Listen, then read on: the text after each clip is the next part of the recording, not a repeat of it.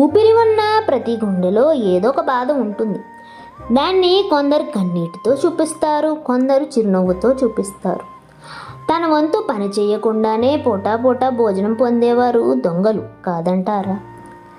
జీవితంలో నీకు 10 మంది మిత్రులుంటే 90 మంది శత్రువులు ఉంటారు. ఎందుకంటే మంచిపై చెడు ఎప్పుడూ గెలవదు. అందుకే చెడు వైపు బలం ఎక్కువ చేరుతుంది కాదంటారా? దేవుడు నీకు కోరుకున్న ధనం ఇవ్వకపోవచ్చు, కానీ కోరుకున్న దానికంటే ఎక్కువ మంచి గుణం ఇచ్చినప్పుడు అదే అదృష్టంగా భావించు. అర్థమైందనుకుంటా. నీ యొక్క సోమర్థనమే మొదటి శత్రువు. అది నీ ఎదుగుదలకు ఆటంకం కలగజేస్తుంది. గంధపు చెట్టు తన నరికిన గొడ్డలికి కూడా పరిమళాన్ని ఇస్తుంది.